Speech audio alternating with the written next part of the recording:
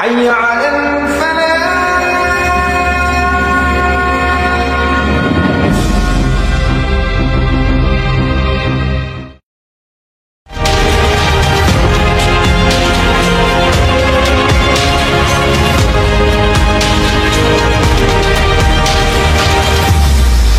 Assalamualaikum warahmatullahi wabarakatuh. Bismillah walhamdulillah wassalatu wassalamu ala rasulillah wa ala alihi wa sahbihi wa mawalah.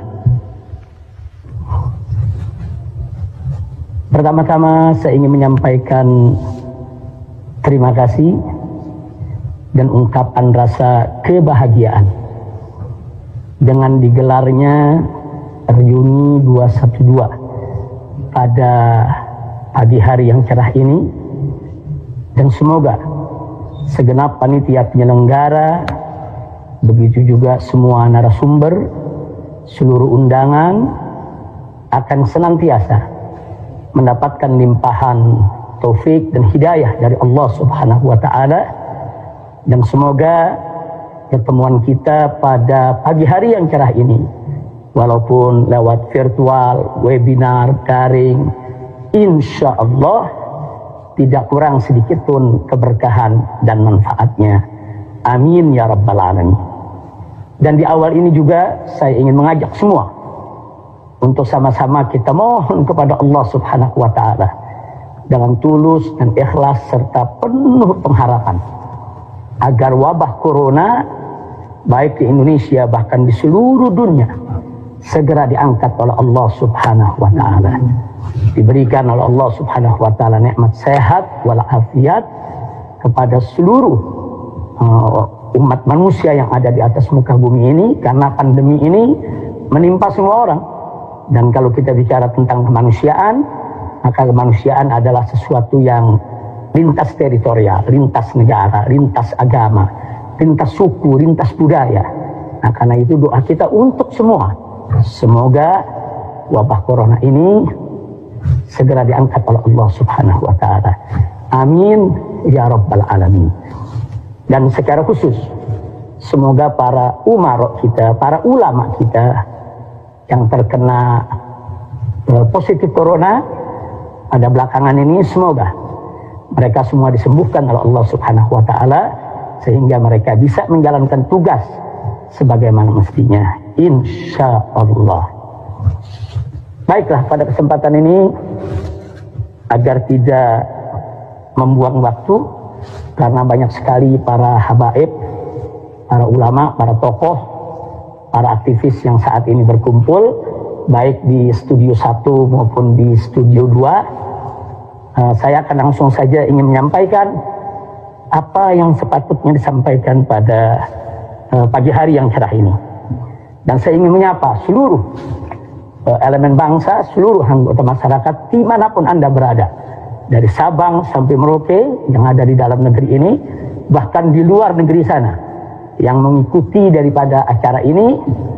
Saya ingin menyapa Anda semua dan ingin menyampaikan terima kasih serta apresiasi atas kepeduliannya, atas keikutsertaannya, kebersamaannya, yaitu dalam perjuangan kita semua untuk menggelorakan semangat spirit revolusi akhlak sebagai solusi untuk Indonesia yang bermartabat.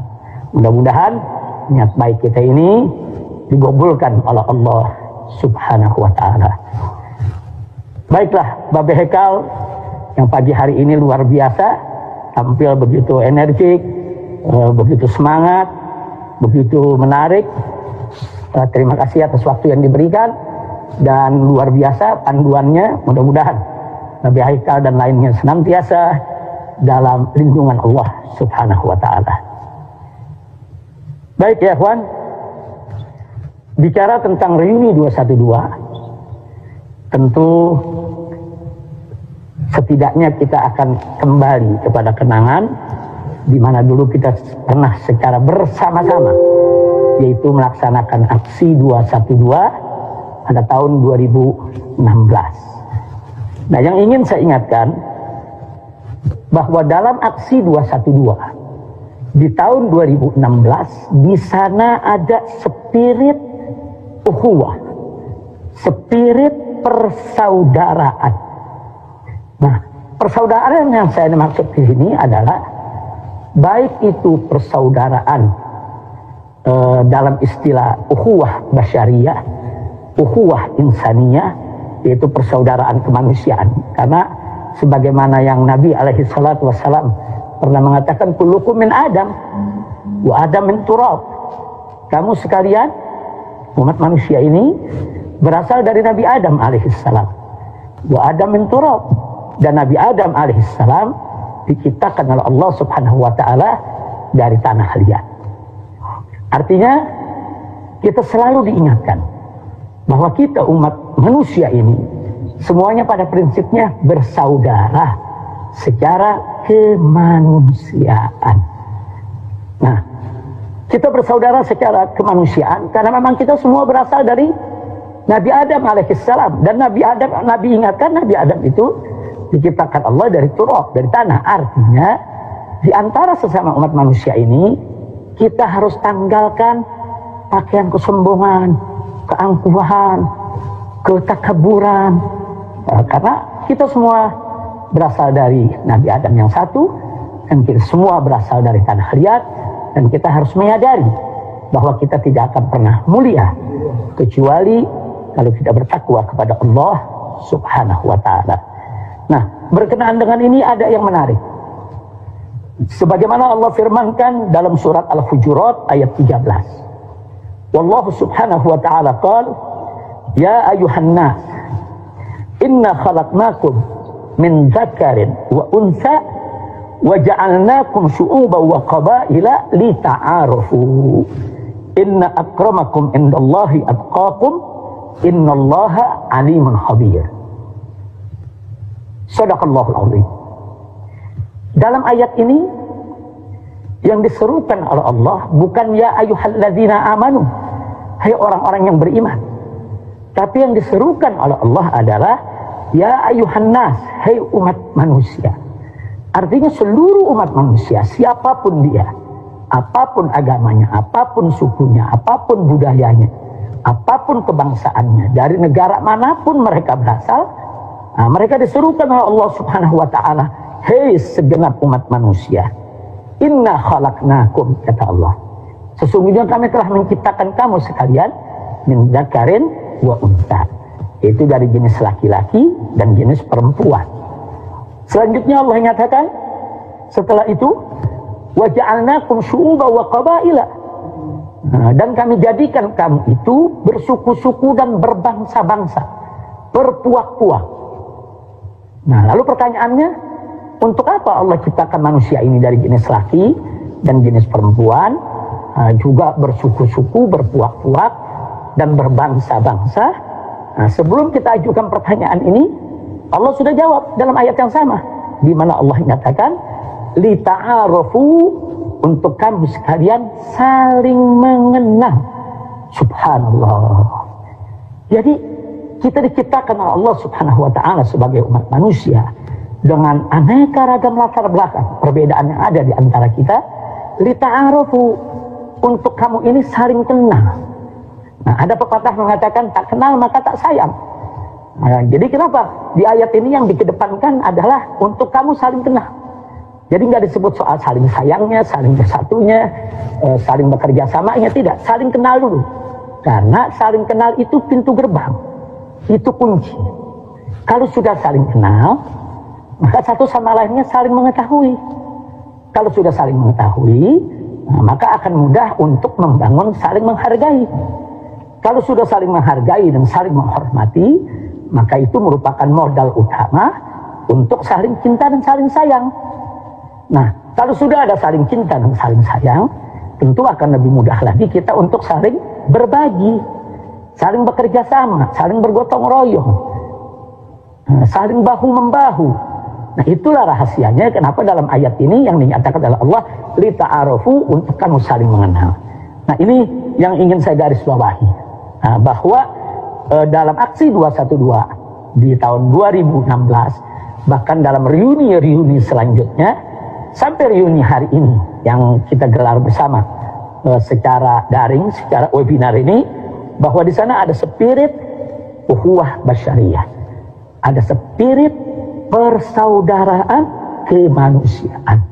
Makanya saya selalu ingatkan kepada seluruh umat Islam, seluruh elemen bangsa, ingat, kalau kita bicara kemanusiaan, maka kita jangan bicara soal suku, budaya, agama, golongan, partai, kelompok, lupakan itu semua. Apalagi kalau kita lagi terjun di medan bencana, di sana banyak orang membutuhkan uluran tangan kita, membutuhkan bantuan. Jangan sekali-sekali yaitu bicara tentang suku, agama, ras, atau antar golongan yang kita singkat dengan SARA. Tidak ada. Kemanusiaan adalah kemanusiaan. Inilah ukhuwah basyariyah yang spiritnya melekat ada di dalam aksi 212 maupun dalam reuni 212 selanjutnya. Nah, kemudian yang kedua jenis ukhuwah yang ingin saya ingatkan juga, bahwa dalam aksi 212 di sana juga ada spirit persaudaraan kebangsaan. Nah, kalau istilah dalam bahasa Arabnya kita sebut ukhuwah wataniyah. Ukhuwah wataniyah. Kalau tadi ukhuwah basyariyah itu bisa diistilahkan sebagai internasionalisme. Nah, sementara kalau ukhuwah wataniyah ini bisa kita istilahkan dengan yaitu nasionalisme. Itu persaudaraan kebangsaan, persaudaraan kita satu tanah air. Nah, ini pun juga diberikan isyarat yang sangat jelas sekali oleh Nabi Muhammad SAW di dalam sejarah hidupnya. Bagaimana Nabi SAW secara terbuka di hadapan para sahabat menyatakan cintanya kepada kota suci Mekah, menyatakan cintanya kepada kota suci Madinah, bahkan menyatakan cintanya kepada Jabal Uhud. Subhanallah. Artinya ini dimotivasi oleh Rasulullah SAW para sahabatnya untuk cinta apa? Nabi cinta Mekah, Mekah tanah kelahirannya. Sampai-sampai Nabi mengatakan kepada kota Mekah, didengar oleh para sahabat, kalau bukan kaummu yang mengusir aku dari Mekah, aku tidak akan pernah meninggalkan engkau, wahai Mekah. Subhanallah. Nah, begitu juga Nabi menunjukkan rasa cintanya kepada Madinah. Nah, yang ditunjukkan oleh Nabi SAW, baik di Mekah, di Madinah, maupun di tempat-tempat lainnya, bukan sekedar sebatas ucapan.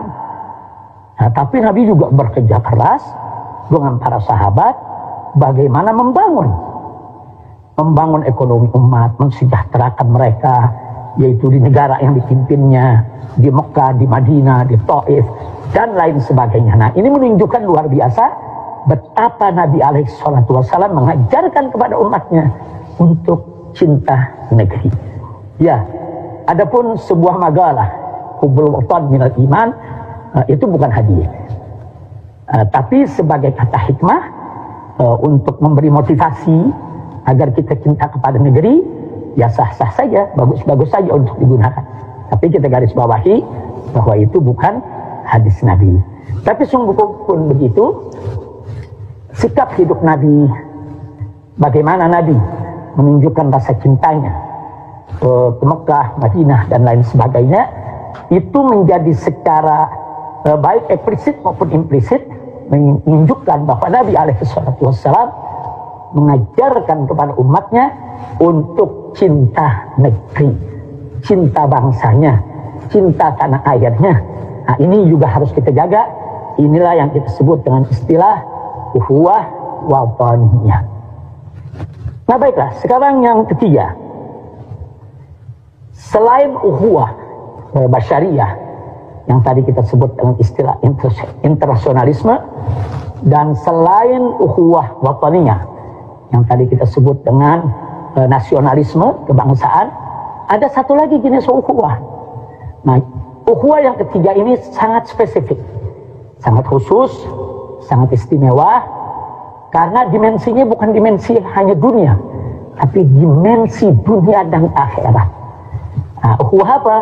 Ukhuwah Islamiyah. Jadi ukhuwah Islamiyah ini adalah satu persaudaraan yang diikat dengan akidah, diikat dengan syariat, diikat dengan keagamaan. Dan ini dimensinya bukan hanya sebatas dunia, tapi dimensi ini dimensi dunia dan akhirat. Nah, tentu ini tidak bertentangan dengan ukhuwah basyariah, ukhuwah wataniyah, karena di dalam ukhuwah Islamiyah itu sendiri ada dimensi dunia yang memang harus dijaga. Dimensi mana mesti dijaga? Itu tadi yang kita sampaikan, soal internasionalisme itu tidak boleh menjadi bangsa yang terbelakang dari pergaulan internasional, dan di sana juga ada nasionalisme yang mana kita harus selalu bersedia untuk berkorban demi bangsa dan negara serta memajukan negara, dan itu ada dalam ajaran Islam secara komprehensif, yaitu secara lengkap. Nah, khusus yang ketiga ini Allah berfirman dalam surat Ali Imran ayat 103, Allah subhanahu wa ta'ala qala wa'tasimu bihablillahi jami'a wala tafarraqu. Artinya berpegang teguhlah kamu sekalian kepada hablullah, itu kepada tali Allah, kepada agama Allah, kepada hukum Allah, dan Allah ingatkan wala tafarraqu, jangan sekali-kali kamu bercerai-berai. Nah, berdasarkan ayat ini, siapapun yang sudah mendeklarasikan dirinya sebagai seorang muslim, bersyahadat memeluk agama Islam, maka mereka wajib al-i'tisam, berpegang kuat kepada hablullah, kepada hukum Allah. Nah, kenapa? Karena hukum Allah yang diturunkan oleh Allah subhanahu wa ta'ala itu merupakan way of life, itu merupakan jalan hidup dari dunia menuju akhirat. Nah, oleh karenanya setiap muslim, setiap orang beriman wajib berpegang teguh kepada Al-Quranul Karim, kepada sunnah Nabi Muhammad SAW, berpegang teguh juga kepada ijma, qiyas, dan lain sebagainya yang menjadi sumber-sumber hukum muktabar terpercaya, yaitu di tengah umat Nabi Muhammad SAW. Dan haram mereka berpecah belah. Jadi wala tafarraqu, kata Allah subhanahu wa ta'ala, tak boleh berpecah belah. Maka itu orang-orang beriman wajib bersatu, tapi bukan sembarang bersatu. Bersatu dalam iman, bersatu dalam Islam, bersatu dalam akhlak, bersatu dalam kebajikan, bersatu dalam kebersamaan, bersatu dalam taat, bersatu dalam takwa. Jadi bukan bersatu dalam korupsi, bukan bersatu dalam kezaliman, bukan bersatu dalam dusta, bukan bersatu dalam kemunkaran dan kemaksiatan. Jadi bersatu yaitu di dalam iman dan takwa kepada Allah subhanahu wa ta'ala. Nah, inilah ahibail kiram, bagian pertama dari pertemuan kita, yaitu pada pagi hari ini, yang ingin saya sampaikan. Sekali lagi saya garis bawahi bahwa dalam aksi 212 di tahun 2016 ada spirit ukhuwah basyariah, internasionalisme, karena memang yang hadir saat itu bukan dari Indonesia saja, hampir dari seluruh dunia ikut hadir. Kemudian yang kedua adalah ada spirit ukhuwah wataniyah, nasionalisme. Karena saat itu yang hadir dari hampir semua suku, apapun agamanya, mereka datang untuk bersama-sama bagaimana menuntut penegakan keadilan. Dan yang ketiga, di sana secara spesifik ada ukhuwah Islamiyah yang luar biasa. Nah, mudah-mudahan saya harap spirit dari tiga jenis ukhuwah ini akan selalu ada di dalam setiap gerakan yang memiliki ruh daripada 212, baik hari ini maupun yang akan datang, insya Allah. Nah, selanjutnya di bagian kedua. Di bagian kedua yang ingin saya ingatkan di sini adalah yaitu tentang akhlak Nabi alaihi salatu wassalam dan misi kenabian yang dibawa oleh Rasulullah sallallahu alaihi wasallam. Di dalam Al-Qur'anul Karim surat Al-Qalam ayat 4, Allah subhanahu wa ta'ala yang maha tahu tentang segala sesuatu memberikan kesaksian ilahi yang amat suci dan maha tinggi tentang akhlak Nabi. Di mana Allah Subhanahu wa taala menyatakan kepada Nabi alaihi salatu wassalam, "Wa innaka la'ala khuluqin 'adzim." Sesungguhnya engkau, wahai Nabi, wahai Rasul, wahai Muhammad sallallahu alaihi wasallam, la'ala khuluqin 'adzim, berbudi pekerti yang sangat agung. Nah, ini bukan sembarang kesaksian. Ini kesaksiannya datang dari satu zat yang maha tahu tentang apa yang dilakukan oleh Nabi di depan umatnya, apa yang dilakukan oleh Nabi di belakang umatnya, bahkan apa yang terlintas di benak Nabi alaihi salatu wassalam. Nah, zat yang maha tahu itulah Allah Subhanahu wa ta'ala yang memberikan kesaksian yang maha tinggi bahwa Nabi memiliki akhlak yang sangat azim. Subhanallah, subhanallah. Nah, jadi artinya di sini bahwa memang Nabi diutus oleh Allah Subhanahu wa ta'ala sebagai seorang manusia yang bukan sembarang manusia, tapi manusia yang memiliki akhlak yang sedemikian sempurna, bahkan paripurna. Nah, sampai-sampai para ulama pernah menyatakan saking sempurnanya akhlak Nabi alaihi salatu wassalam, tidak cukup kita bicara hanya dalam suatu diskusi 1 jam, bahkan sehari, bahkan seminggu, bahkan 1 tahun sekalipun, bahkan seumur hidup kita sekalipun ingin membahas secara sempurna daripada kemuliaan akhlak Nabi, saking sempurnanya tidak akan pernah tuntas. Jadi ini betul-betul samudra akhlak. Nah, samudra akhlak, lautan akhlak yang begitu luas yang dibawa oleh Nabi alaihi salatu wassalam. Nah, oleh karenanya yang ingin saya garis bawahi, Nabi yang diciptakan oleh Allah dengan akhlak yang begitu sempurna itu sudah sangat tepat sesuai dengan misi kenabian yang dibawa oleh beliau. Sebagaimana diriwayatkan oleh Al-Imam Al-Baihaqi dalam kitab As-Sunan Al-Kubra, disebutkan juga oleh Al-Imam Al-Bazzar dan Al-Imam Al-Budha'i dalam musnad mereka, bahwa Nabi pernah mengatakan alaihi salatu wassalam pada suatu kesempatan di mana beliau katakan, innama bu'ithu liutammima makarimal akhlak.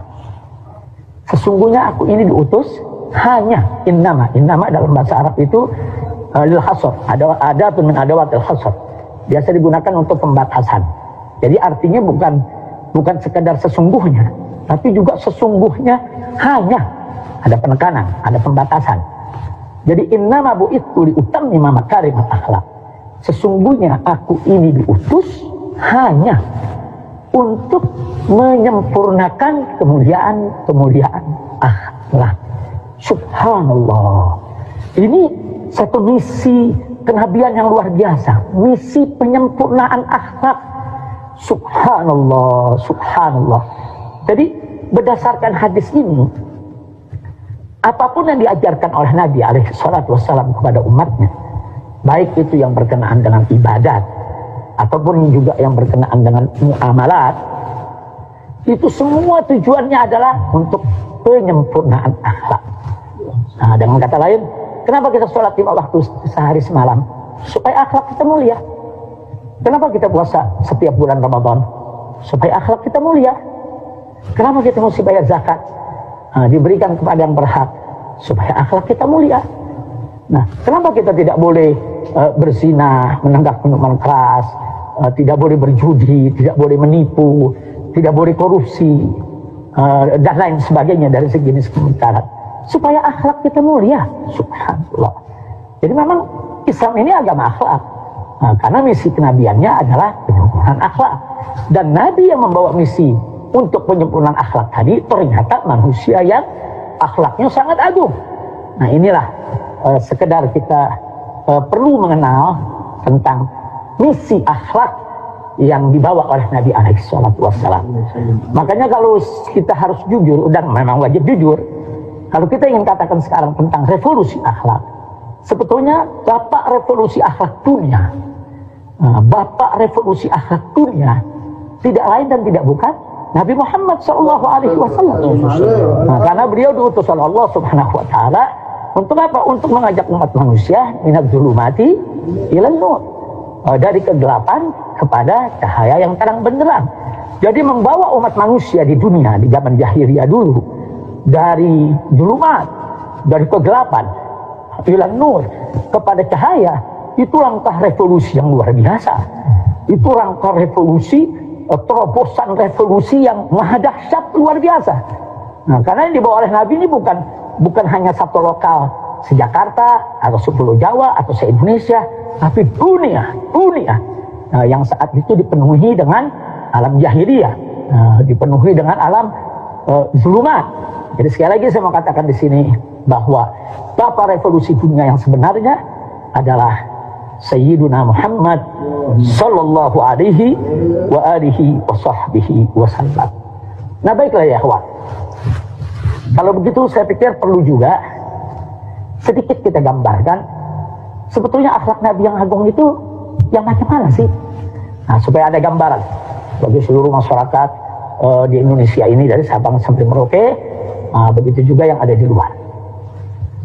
Tadi sudah saya katakan untuk mencari satu ibarat, ungkapan yang bisa menggambarkan kesempurnaan akhlak Nabi secara tuntas memang sulit. Tapi ada satu ungkapan yang luar biasa, yaitu ketika seorang Hisham bin Amir bertanya kepada istri Nabi tercinta, itu bertanya kepada Sayyidatuna Aisyah radhiyallahu taala anha. Beliau bertanya kepada Sayyidatuna Aisyah, "Ya Ummul Mukminin, wahai Ummul Mukminin, kaifa kana khuluqun Nabi sallallahu alaihi wasallam?" Sebetulnya bagaimana sih akhlak Nabi? Satu pertanyaan yang sederhana tapi mendalam. Satu pertanyaan yang kelihatannya sangat-sangat sederhana, simpel. Tapi isinya ini begitu mendalam dan jawabannya ini memang ditunggu oleh umat. Nah, lalu apa dijawab oleh Siti Aisyah? Siti Aisyah ini terkenal dengan pemahamannya tentang fikih, terkenal dengan keilmuannya, karena memang beliau langsung dididik oleh Nabi kita Muhammad sallallahu alaihi wasallam. Nah, Sayyidatuna Aisyah berhasil menjawab dengan satu ungkapan yang singkat tapi padat, yang ringkas tapi jelas. Jadi jawabannya sederhana tapi komprehensif. Subhanallah. Apa dijawab oleh Sayyidatuna Aisyah radhiyallahu taala anha? Beliau menjawab, kana khuluquhul Quran. Jadi akhlak Nabi itu adalah Al-Quran. Itu aja dijawab oleh Siti Aisyah. Subhanallah, walhamdulillah, wala ilaha illallah, wallahu akbar. Betapa cerdasnya Sayyidatuna Aisyah radhiyallahu taala anha di dalam memilih kata. Nah, sekarang jawaban ini kita katakan maha dahsyat. Kenapa? Karena dengan ungkapan yang begitu singkat tadi, Sayyidatuna Aisyah radhiyallahu taala anha menginformasikan kepada kita bahwa akhlak Nabi itu sebenarnya adalah implementasi daripada isi kandungan Al-Quran. Jadi akhlak Nabi itu adalah penjabaran, pengejawantahan, pengamahlan, kewujudan dari isi kandungan Al-Quran. Kemana Al-Quran itu membimbing, kesanalah Nabi kita beramal. Bagaimana Al-Quran itu menuntun, begitulah akhlak Nabi alaihi salatu wassalam. Subhanallah. Jadi siapa yang mau tahu akhlak Nabi, ya baca Al-Quran, pahami Al-Quran, pelajari Al-Quran, amalkan isi kandungan Al-Quranul Karim. Nah, sekarang mari kita lihat. Al-Quranul Karim mewajibkan sholat, puasa, zakat, dan aneka ragam kewajiban. Nah, demi Allah, tidak ada satupun kewajiban yang ditinggalkan oleh Nabi alaihi salatu wassalam. Subhanallah. Al-Quranul Karim mengharamkan aneka ragam kemungkaran, aneka ragam kemaksiatan. Subhanallah, demi Allah, jangankan Nabi berbuat maksiat seumur hidupnya, terlintas di benaknya untuk berbuat maksiat tidak pernah terjadi pada diri Nabi kita alaihi salatu wassalam. Subhanallah.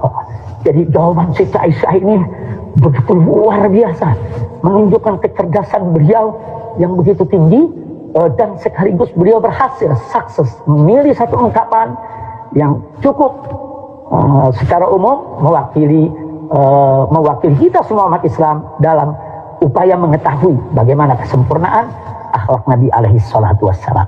Nah, karena itu saya ingin mengajak semua, siapa ingin tahu akhlak Nabi, berpegang teguhlah kepada Al-Quran dan As-Sunnah. Melalui Al-Quranul Karim, bagaimana tuntunannya, itulah akhlak Nabi. Nah, lalu bagaimana pengejuantahannya dalam ibadat, muamalat sehari-hari? Kita buka hadis Nabi alaihi salatu wassalam, karena hadis itu adalah penjelas daripada isi kandungan Al-Quranul Karim. Nah, itu yang ingin saya ingatkan. Pertama, berkenaan dengan persoalan akhlak Nabi dan misi kenabian. Itu bagian kedua yang ingin saya ingatkan dalam kesempatan ini. Jadi tadi bagian pertama adalah bagaimana aksi 212 ada spirit uhuwah syariah, uhuwah watoniyah, uhuwah islamiyah. Di bagian kedua yaitu tentang akhlak Nabi Shallallahu Alaihi Wasallam dan misi kenabian. Nah, sekarang kita masuk ke bagian ketiga. Bagian ketiga, saya ingin ingatkan di bagian ketiga ini bahwa spirit akhlak yang diajarkan oleh Nabi alaihi salatu wassalam, ternyata ini yang harus kita syukuri. Ternyata spirit akhlak itu masuk ke dalam sendi-sendi dasar negara Republik Indonesia yang kita kenal dengan nama Pancasila. Nah, ternyata Pancasila itu kalau kita pelajari dari sila pertama sampai sila yang kelima, isinya itu justru merupakan spirit akhlak. Nah, kita lihat spirit akhlak yang pertama bicara tentang sila pertama, ketuhanan yang Maha Esa. Nah, ketuhanan yang Maha Esa ini kan memberikan satu motivasi pada seluruh bangsa Indonesia bagaimana dalam melaksanakan kehidupan berbangsa dan bernegara wajib menjunjung tinggi norma-norma luhur ketuhanan yang Maha Esa. Nah, ini spirit akhlak yang luar biasa. Jadi artinya dalam Pancasila itu sendiri sebetulnya spirit akhlak sudah ada. Nah, begitu juga sila kedua. Kalau kita lihat sila kedua, kemanusiaan yang adil dan beradab. Ini bicara tentang kemanusiaan, adil, adab. Ini nilai akhlak yang luar biasa tingginya, yang selama ini memang wajib kita junjung tinggi. Jadi dari sila kedua tadi ada nilai akhlak yang luar biasa untuk bangsa Indonesia, sehingga setiap bangsa Indonesia dalam kehidupan berbangsa dan bernegara, dari mulai pejabat sampai rakyat, dari mulai kiai sampai santri, seluruh elemen masyarakat harus menjunjung tinggi nilai-nilai kemanusiaan, harus menjunjung tinggi nilai-nilai keadilan, harus menjunjung tinggi nilai-nilai adab. Nilai kemanusiaan itu apa? Akhlak. Nilai keadilan itu apa? Akhlak. Nilai adab itu apa? Akhlak. Subhanallah, subhanallah. Makanya tidak salah kalau selama ini selalu kita gaungkan bahwa Pancasila itu adalah warisan ulama. Jadi jangan dibentur-benturkan Pancasila dengan ajaran Islam. Bahkan Pancasila itu menjadi satu konsensus nasional antara para founding father, pendiri bangsa Indonesia dari semua agama. Nah, jadi pada saat perumusan Pancasila itu ada dari kelompok Islamnya, ada dari kelompok nasionalisnya, ada dari kelompok non-muslimnya, lengkap. Nah, saya pikir ini satu konsensus nasional yang berdiri atas dasar akhlak yang mulia. Nah, ini yang saya mau ingatkan. Yang ketiga, nah kalau yang ketiga kita bicara tentang persatuan Indonesia. Persatuan itu kan nilai akhlak. Hanya orang yang berakhlak yang mau bersatu. Nah, mereka yang ingin memecah belah bangsa, mereka yang ingin menghancurkan persatuan, adalah mereka orang-orang yang tidak berakhlak. Jadi spirit akhlak itu sudah masuk, yaitu di dalam dasar negara Republik Indonesia. Subhanallah. Nah, sekarang yang keempat, kita perhatikan di sini, kerakyatan yang dipimpin oleh hikmat, kebijaksanaan dalam permusyawaratan perwakilan. Subhanallah. Itu kata kerakyatan yang dipimpin. Itu kan menunjukkan bagaimana rakyat dituntun. Nah, untuk apa? Untuk tunduk patuh kepada pimpinan. Ini akhlak. Ini akhlak. Nah, kemudian kerakyatan yang dipimpin ini juga, kerakyatan yang dipimpin oleh hikmat kebijaksanaan. Kalau tadi rakyatnya dituntut untuk patuh taat kepada pemimpin sebagai satu bentuk akhlak yang mulia, pemimpinnya juga dituntut. Nah, dituntut apa? Hikmat bijaksana. Jadi akhlak itu adalah bagaimana seorang pemimpin memimpin dengan hikmat dan bijaksana. Kalau dia tidak hikmat, dia tidak bijak, maka dia tidak punya spirit akhlak. Nah, kemudian nggak sampai di situ. Kerakyatan yang dipimpin oleh hikmat dalam kebijaksanaan, permusyawaratan, perwakilan. Subhanallah. Itu kata permusyawaratan. Musyawarah mufakat itu salah satu inti ajaran Islam dalam bermuamalah, dalam kehidupan berbangsa dan bernegara. Nah, musyawarah mufakat itu justru salah satu intisari akhlak. Jadi siapa yang ingin menjadi pemimpin? Apakah itu pemimpin rumah tangga, pemimpin masyarakat, pemimpin bangsa, pemimpin negara, dia harus menjunjung tinggi musyawarah mufakat. Dan ternyata musyawarah mufakat itu merupakan ciri sekaligus jati diri bangsa Indonesia yang pernah dibangun oleh para founding father kita. Subhanallah. Jadi nilai akhlak, spirit akhlak itu memenuhi ruang-ruang Pancasila. Subhanallah. Jadi sudah tidak betul kalau ada yang ingin mengadu-ngadu agama dengan Pancasila. Nah, jadi kalau siapapun yang ingin mengadu agama dengan Pancasila, mereka tidak berakhlak. Karena Pancasila itu sendiri terbangun, terdiri, lahir lewat spirit akhlak. Yang kelima, keadilan sosial bagi seluruh rakyat Indonesia. Keadilan sosial. Kalau sudah bicara nilai keadilan, itu akhlak. Apalagi tujuannya mensejahterakan bangsa Indonesia, itu akhlak. Jadi bukan memiskinkan. Kalau memiskinkan dan memelaratkan bangsa Indonesia, itu tidak berakhlak. Nah, kesimpulan yang saya mau sampaikan di sini adalah ternyata spirit akhlak mulia itu sudah ada, dituangkan oleh para founding father, para pendiri bangsa Indonesia.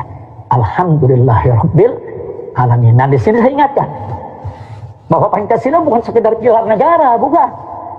Tapi berdasarkan Undang-Undang Dasar 1945 pasal 29 ayat 1 bahwa negara Republik Indonesia berdasarkan ketuhanan yang Maha Esa. Nah, jadi jelas di sini bahwa ketuhanan yang Maha Esa bukan sekedar pilar negara, tapi lebih dari pilar negara, merupakan dasar negara. Apa beda pilar dengan dasar? Pilar itu kan cuma tiang. Nah, tiang itu bisa dirubuhkan, bisa diganti kapan saja. Nah, sedangkan dasar itu fondasi, sangat mendasar sekali, sangat fundamental sekali.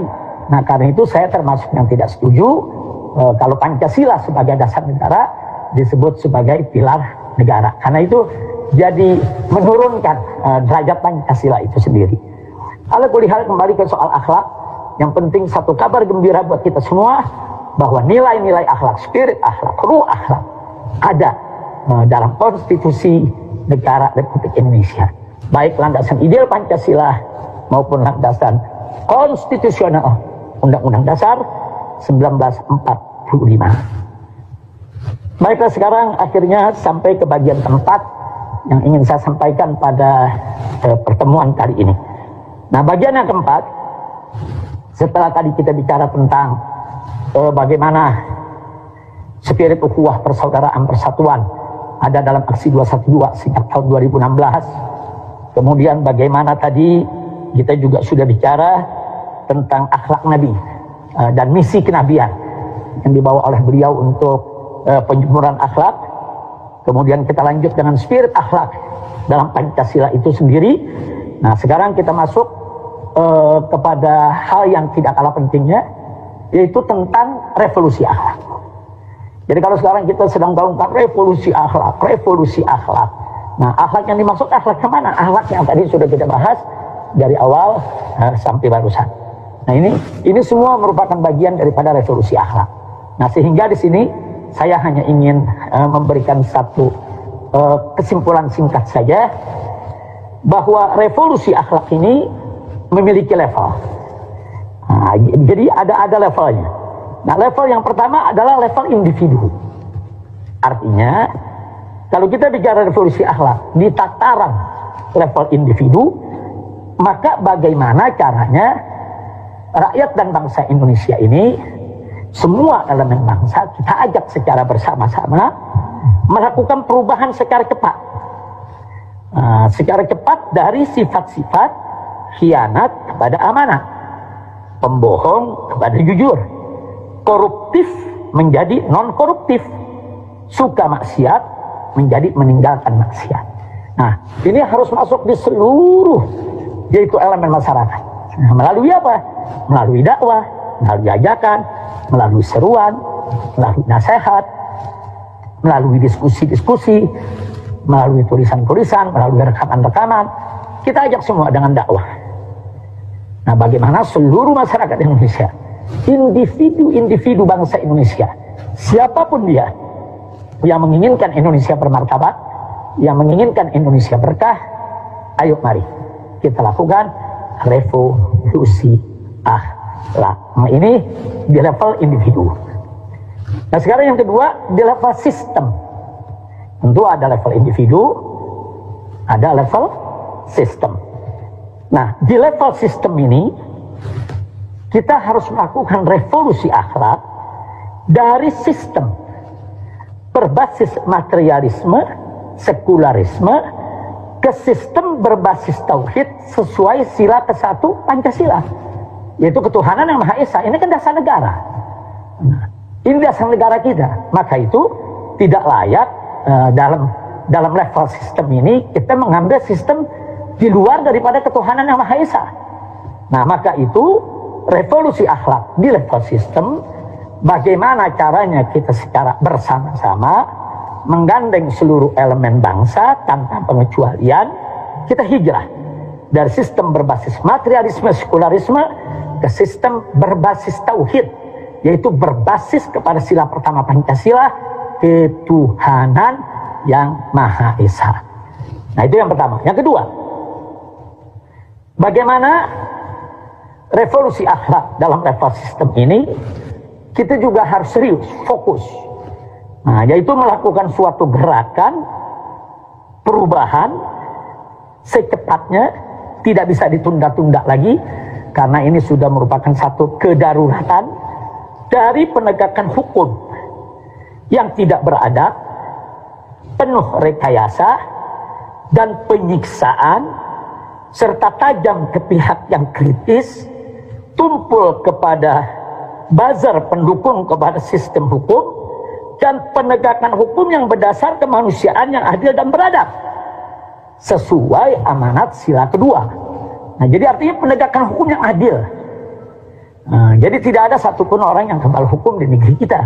Jadi semua harus diperlakukan dengan adil. Siapa bersalah, siapa melanggar hukum, diproses secara hukum. Jadi jangan ada penegakan hukum itu ibarat pisau yang tajam ke bawah, tumpul ke atas. Gak boleh. Karena diskriminasi hukum itu sangat berbahaya sekali. Itu bagi keberlangsungan bangsa Indonesia. Nah, jadi sekali lagi, ayo kita hijrah. Bagaimana penegakan hukum dari yang tidak beradab menjadi yang berkeadilan. Nah, jadi sesuai dengan amanat sila kedua dalam Pancasila, kemanusiaan yang adil dan beradab.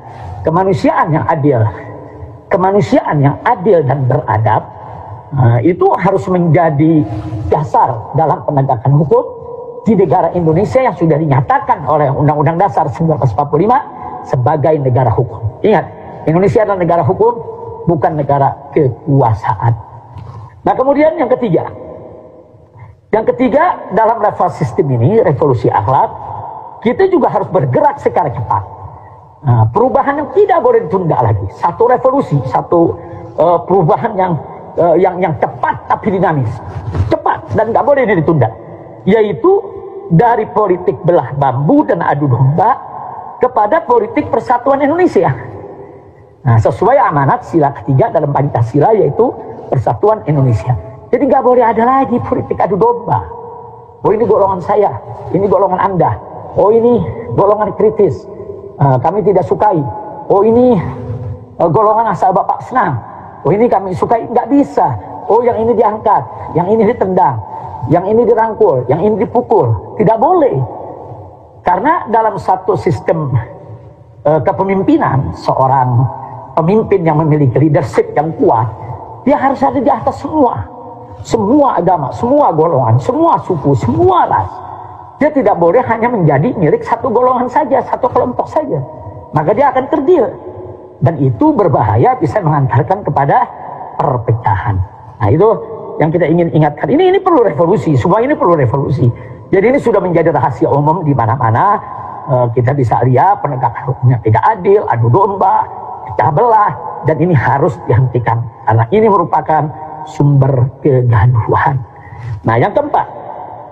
Yang keempat adalah bagaimana kita juga perlu punya etikat baik, keseriusan, dan kerja keras. Juga dibutuhkan kecepatan. Itu di dalam bertindak, itu yang disebut sebagai revolusi. Yaitu kita hijrah dari sistem politik liberal ke sistem politik musyawarah mufakat, sistem politik perwakilan. Nah, sesuai amanat sila keempat dalam Pancasila, kerakyatan yang dipimpin oleh hikmat kebijaksanaan dalam permusyawaratan perwakilan. Ini kan sistem politik kita. Nah, sistem politik yang sudah dibangun oleh para founding father ini nggak boleh diganti menjadi sistem neolib, menjadi sistem liberal, menjadi sistem yang otoriter atau menjadi sistem yang diktator. Tidak boleh, karena itu bisa menghancurkan tatanan demokrasi negara kesatuan Republik Indonesia. Jadi para founding father kita itu luar biasa. Mereka orang-orang cerdas, negarawan. Mereka punya pemikiran begitu panjang ke depan untuk kebaikan bangsa Indonesia. Jadi mereka sudah letakkan itu dasar-dasarnya. Apa dasar ekonominya, dasar politiknya. Bahkan pertama sekali mereka letakkan dasar agamanya. Ketuhanan yang Maha Esa. Yang kedua, kemanusiaan yang adil dan beradab. Ini kan dasar penegakan hukum. Nah, yang ketiga, persatuan Indonesia. Itu kan dasar luar biasa untuk mencegah disintegrasi bangsa. Dan yang keempat yang tidak kalah pentingnya, dasar musyawarah mufakat dengan sistem perwakilan. Nah, sebetulnya kita hanya tinggal melaksanakan saja. Nggak usah kita obok-obok ini Pancasila, apalagi diperas-peras, mau dijadikan Ekasila, mau dijadikan Trisila. Nah ini berbahaya sekali bagi persatuan dan kesatuan NKRI. Nah kemudian yang terakhir yaitu yang kelima, masih dalam tataran level revolusi akhlak. Dari revolusi akhlak di level sistem juga harus punya keberanian yang penuh tanggung jawab dan semangat, serius, fokus.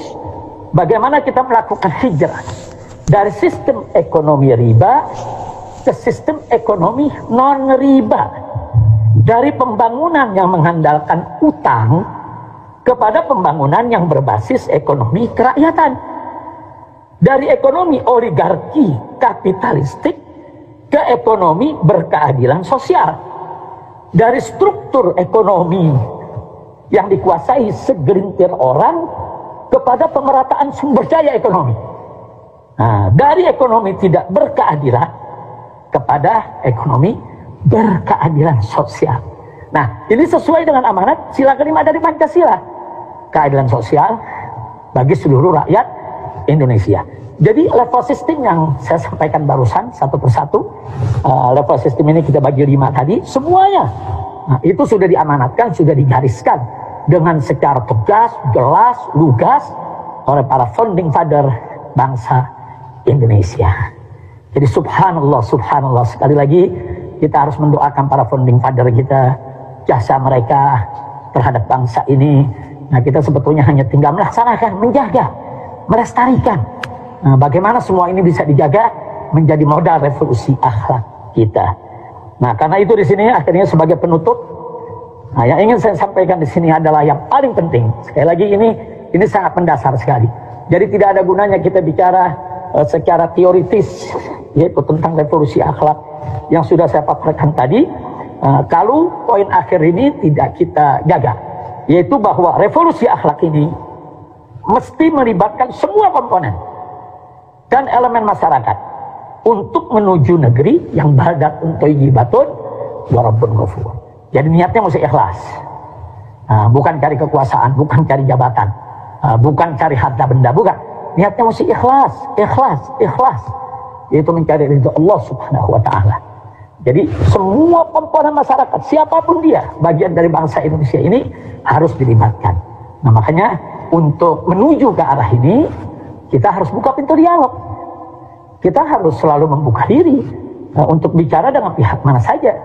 Kita harus siap mengkritik dan kita juga harus siap dikritik. Nah, jadi jangan merasa diri paling suci sendiri, paling benar sendiri, tidak. Nggak ada yang maksum di antara kita. Nah, kecuali Nabi alaihi salatu wassalam. Kita ini ada kesalahan, ada kelalaian. Kita saling koreksi, kita saling informasi dan kita saling koreksi. Nah, ini bagian-bagian daripada revolusi akhlak yang ingin saya paparkan supaya menjadi jelas. Nah, pada akhirnya setelah panjang lebar saya sampaikan soal revolusi akhlak ini, jangan ada yang berpikir revolusi akhlak itu, kalau dengar kata revolusi bersenjata atau revolusi pemberontakan, Habib Musir. Nggak betul. Kami ini para habaib di Indonesia ini yang beraqidahkan ahli sunnah wal jamaah, kami ini dididik oleh guru-guru kami. Kami dididik dengan manhaj ahli sunnah wal jamaah. Kami tidak boleh melakukan pemberontakan terhadap pemerintahan yang sah. Nah, nggak boleh. Kalau sudah dinyatakan sah, diterima oleh masyarakat, suka atau tidak suka, adil atau tidak adil, ya kita tetap harus mengakui ini pemerintahan. Tapi kita harus bersikap objektif. Apa-apa kebijakan yang dikeluarkannya yang bagus, yang baik, harus kita apresiasi. Kita terima, kita jalankan bersama. Nah, adapun kebijakan-kebijakan yang tidak populer, kebijakan-kebijakan yang membahayakan keselamatan bangsa dan negara, kebijakan-kebijakan yang menindas rakyat, ya wajib kita kritisi. Nah, mengkritik pemerintahan yang sah itu bukan makar. Mengkritik pemerintahan yang sah, itu bukan pemberontakan. Nah, ini yang perlu saya jelaskan. Jadi nggak betul. Jadi nggak ada itu niatan. Kita ini ahlus sunnah wal jamaah. Kita di negeri Indonesia ini saat ini merupakan darul dakwah, negeri dakwah. Di mana kita wajib berdakwah, mengajak orang sebanyak-banyaknya untuk berbuat baik. Termasuk para penguasa, termasuk para pemerintah. Ayo kita berbuat baik. Ayo kita berbuat baik. Nah, kalau ada kemungkaran yang dilakukan oleh penguasa, ya kita hisbah, amar ma'ruf, nahi munkar. Dari mulai cara yang minimal sampai cara yang maksimal. Tapi tetap tidak boleh kita melakukan pemberontakan. Kecuali dalam konteks kalau para habaib, para ulama, para kiai, umat Islam dibantai, terjadi genosid, terjadi pembunuhan. Nah, itu dalam konteks bela diri. Dalam hukum agama maupun hukum internasional itu dibenarkan. Nah, semoga itu tidak terjadi di negara kesatuan Republik Indonesia. Jadi sekali lagi yang kita ingin ingatkan di sini, revolusi akhlak jangan digambarkan sebagai revolusi berdarah-darah, revolusi makar, revolusi pemberontakan, revolusi bugot, revolusi menjatuhkan pemerintahan yang sah. Tidak begitu. Atau disebut khawarij. Enggak begitu. Kita harus sunnah wal jamaah. Kita selalu membuka diri untuk dialog, rekonsiliasi. Ayo sama-sama kita duduk, kita saling kritik, kita saling memperbaiki. Nah, inilah dakwah dan hisbah inda ahli sunnati wal jamaah. Nah, karena itu di sini juga saya ingin ingatkan bahwa kalau kita bicara tentang revolusi itu kan perubahan cepat. Loh, kenapa harus cepat? Karena kalau ditunda-tunda ini membahayakan persatuan kesatuan negara Republik Indonesia. Nah, mana-mana yang harus segera diperbaiki. Nah, itu namanya revolusi. Apalagi dia ada tambah kata akhlak. Revolusi akhlak. Ya berarti revolusinya itu harus berakhlak. Nah, karena itu saya minta kepada semua pihak, ayo stop sudah kegaduhan ini. Mau sampai kapan kita terus bergaduh? Nah, kemudian yang tidak kalah pentingnya, kalau kita menyatakan jihad, nah ada lagi nih. Orang kalau dengar kata jihad ini selalu diidentikan dengan ISIS, dengan teroris, dengan pemenggalan kepala, dengan perbuatan yang mengerikan. Enggak begitu. Jihad itu jihad itu memang pada makna terminologi dia merupakan makna perang. Tapi ada syarat-syaratnya, ada adabnya, ada akhlaknya. Seperti pada saat penjajah Belanda datang menjajah Indonesia, para ulama-ulama kita menyuarakan jihad, bahkan mereka turun berjihad. Ada Teku Umar di Aceh dengan Cut Nyak-Din, ada Imam Bonjol di Sumatera Barat, ada Pangeran di Ponorogo, yaitu di tanah Jawa. Mereka semua berjihad. Nah, konteks pada saat itu yang dihadapi oleh beliau-beliau yaitu melawan penjajah. Memang harus jihad, harus berdarah-darah. Nah, tanpa adanya Teku Umar, Cut Nyak-Din, tanpa ada Pangeran Hasanuddin, tanpa adanya Imam Bonjol, kemudian di Ponorogo dan lain sebagainya, bagaimana kita mau merdeka dari penjajahan? Nah, itu konteks jihad. Begitu juga pada saat kita awal kemerdekaan. Kemudian Belanda membonceng Inggris, ingin menjajah kembali ke Indonesia. Apa yang dilakukan para ulama? Almarhum Al-Makhturullah Datul Syekh Kiai Haji Hasyim Asy'ari mengajak para ulama, pondok-pondok pesantren, semua dengan resolusi jihadnya. Kemudian didukung oleh Muhammadiyah dalam kongresnya di Yogyakarta. Akhirnya terjadi gerakan jihad yang luar biasa, mengusir para penjajah untuk mempertahankan kemerdekaan Republik Indonesia. Dalam konteks itu jihad wajib. Nah, jadi jangan juga kita mendengar kata jihad kemudian dikaitkan dengan hal-hal yang merusak. Nah, nggak betul. Nah, di Indonesia saat ini kita ini bukan darul jihad, tapi darul dakwah, darul hisbah. Ini negeri dakwah dan negeri amar ma'ruf nahi munkar. Kan tidak ada genosid. Apa pemerintah kita melakukan genosida terhadap rakyat Indonesia? Kan enggak. Nah, jadi selama tidak ada pembantaian terhadap umat Islam, tidak ada pembunuhan terhadap para ulama kiai, ya kita tidak bicara soal kita perang angkat senjata. Jadi semua itu fitnah. Nah, sebagai penutup akhirnya cara tentang jihad. Justru Nabi mengatakan jihad yang paling afdol itu sekarang. Jihad yang paling afdol. Jihad yang paling afdol itu adalah kalimatul haqqin amama sultan al-ja'ir. Menyampaikan kalimat yang hak kepada penguasa yang zalim. Jadi siapa yang menyampaikan kalimat hak, kalimat benar depan kezaliman penguasa, itu jihad yang paling afdol. Dan itu wajib dilakukan oleh para ulama, khususnya para habaib dan para kiai. Jadi ini yang perlu kita sampaikan. Artinya biasakanlah hidup dengan saling mengkritik, saling menasihati, watawasau bil haqqi watawasau bis sabr. Kita saling menasihati dengan hak, saling menasihati dengan sabar.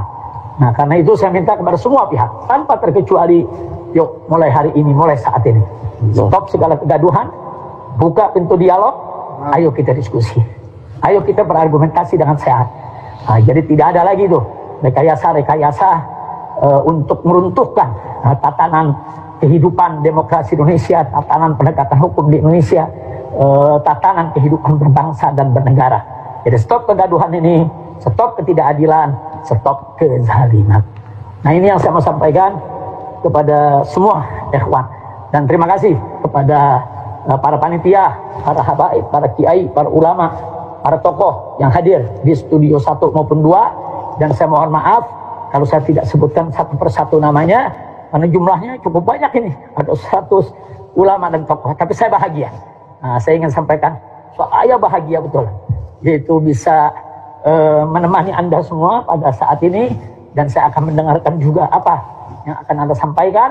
Ini satu kebahagiaan dan kehormatan tersendiri bagi saya. Nah, sebelum saya akhiri, saya juga ingin minta maaf. Yaitu kepada seluruh tokoh, baik ulama. Kalau sampai hari ini saya belum bisa bersilaturahim untuk keliling, menemui, menjumpai para tokoh. Karena memang saya masih dalam observasi untuk menjaga daripada kesehatan saya dan keluarga atas saran tim medis. Gitu. Jadi menurut tim medis, pada saat kita menghadapi penumpukan manusia, baik di bandara, di Petamburan, di Tebet, di Megamendung, kita sudah berkali-kali menyampaikan jaga protokol kesehatan. Tapi gimana ya, antusias umat ini, subhanallah, sampai ribuan laskar nggak mampu mencegah. Padahal ribuan laskar sudah disiapkan. Akhirnya mereka yang bersalaman, mereka yang berusaha untuk peluk dan lain sebagainya. Nah, akhirnya tim medis menyarankan ini bukan persoalan COVID atau tidak COVID, baik COVID ataupun tidak COVID, dalam suasana yang sudah crowded seperti itu, ya seharusnya memang mengkarantina diri atau mengisolasi diri, walaupun tidak COVID sekalipun. Tetap untuk pemulihan, untuk menjaga. Kemudian atas saran mereka juga nanti secara berkala ya diperiksa. Diperiksa dengan rapid test, diperiksa dengan swab antigen, diperiksa juga dengan swab PCR dan lain sebagainya. Jadi saya serahkan kepada tim medis. Jadi silakan diperiksa sebaik-baiknya dan seterusnya. Maka itu saya minta maaf kepada para alim ulama, para kiai yang datang ke rumah saya. Kita di sini juga memperlakukan protokol kesehatan yang sangat ketat. Jadi di pintu gerbang itu kita sediakan ada rapid test, ada swab antigen. Jadi kalau ada tamu-tamu siapapun dia tanpa terkecuali, kita periksa dengan rapid test atau kita periksa dengan swab antigen yang hasilnya kan lebih cepat. Nah kalau memang mereka negatif, ya kita persilakan masuk. Jangan tetap menjaga jarak, menjaga protokol kesehatan. Kita bisa ngobrol, tapi dalam jumlah yang sangat dibatasi. Nah kalau memang dalam pemeriksaan tadi ada yang positif, ya langsung kita arahkan ke medis, baik ke Hilal Merah Indonesia FPI, Hilmi, atau ke Mercy, atau juga ke rujukan pemerintah. Kalau mungkin konsentrasi COVID-nya agak tinggi, jadi langsung kita arahkan. Nah artinya ini tetap akan kita jaga. Nah makanya saya minta maaf kepada semua masyarakat kalau dalam kerumunan di bandara, di Petamburan, di Tebet, di Megamendung terjadi suatu penumpukan yang memang di luar kendali karena antusiasnya. Nah maka itu saya langsung dengan kawan-kawan di DPP FPI semenjak kejadian itu kita stop. Tidak ada lagi kerumunan, bahkan seluruh rencana jadwal ke luar kota, ke daerah kita stop sampai pandemi ini berakhir. Nah, jadi kita harus hormati protokol kesehatan itu buat semua. Itu termasuk akhlak juga yang mesti kita jaga. Nah, jadi saya serukan kepada seluruh bangsa Indonesia agar kita mendapat keberkahan dari Allah, wabah ini segera selesai. Ayo sama-sama kita ikut protokol kesehatan. Jaga jarak, sering-sering cuci tangan, apalagi kalau bisa berwudu nih bagi umat Islam. Nah, dawamul wudu, kemudian pakai masker, pakai face shield, kemudian hindarkan segala bentuk kerumunan. Saya ajak semua, ayo mari sama-sama dengan semangat revolusi akhlak, bagaimana kita menanggulangi pandemi ini agar bisa yaitu segera diangkat oleh Allah Subhanahu wa taala. Tapi tentunya yang paling penting bagaimana wabah ini diangkat, ya tingkatkan iman takwa kita kepada Allah. Banyak istighfar. Nah, bisa jadi wabah yang terjadi ini kan peringatan dari Allah. Nah, karena itu kita taubat, kita kembali ke jalan Allah, tubu ilallahi taubatan nasuha. Nah, jadi ini yang saya sampaikan. Jadi terima kasih Habib Muhsin bin Zaid Al-Attas. Itu di samping saya, beliau adalah Imam FPI DKI Jakarta yang luar biasa, punya semangat yaitu untuk revolusi akhlak yang begitu tinggi. Anak menantu saya Habib Muhammad Hanif Al-Attas yang telah setia dari awal saya pulang sampai sekarang, selalu menemani, dan beliau selalu mengingatkan saya soal protokol kesehatan ini. Kadang-kadang gitu nih orang tua suka lupa lala, ada anak muda yang ngingetin. Nah, terima kasih banyak semua, terima kasih banyak. Nah jadi itu yang saya mau sampaikan. Sekali lagi saya minta maaf kalau dalam kerumunan tadi buat keresahan atau membuat pihak-pihak yang tidak nyaman atau kita melakukan pelanggaran. Nah, itu di luar keinginan, tanpa kesengajaan, dan itu memang antusias umat, rindu, cinta. Nah, dan makanya pada saat Pak Anies Baswedan ya melalui melalui dinasnya, nah itu menyampaikan adanya pelanggaran dan harus bayar denda, ya kita terima. Ya kita kalau memang salah, ya salah, harus bayar denda. Ya nggak usah berdebat, kita bayar denda. Nah itu sudah kita sampaikan. Dan untuk Pak Anies Baswedan, kita doakan agar beliau cepat sehat walafiat. Ini juga Bapak Wakil Gubernurnya, agar beliau segera bisa tugas kembali seperti biasa. Biar Jakarta ini menjadi Jakarta yang thayyibah. Begitu juga seluruh gubernur di Indonesia. Selamat bekerja. Ayo sama-sama kita jaga protokol kesehatan. Hindarkan kerumunan. Kerumunan apa saja? Kerumunan pilkada, kerumunan maulid, kerumunan haul, kerumunan apa lagi? Kerumunan apa saja kita hindarkan, kita jaga, kita dukung upaya ulama dan upaya umaro bagaimana secepatnya kita keluar dari pandemi ini. Amin ya Allah. Itu saja. Terima kasih banyak. Jazakumullahu khairal jazak. Saya ucapkan terima kasih atas segala perhatian. Saya mohon maaf atas segala kesalahan, kekhilafan dan kekurangannya. Hadani Allah wa iyyakum ila siratal mustaqim. Wassalamualaikum warahmatullahi wabarakatuh. Waalaikumsalam.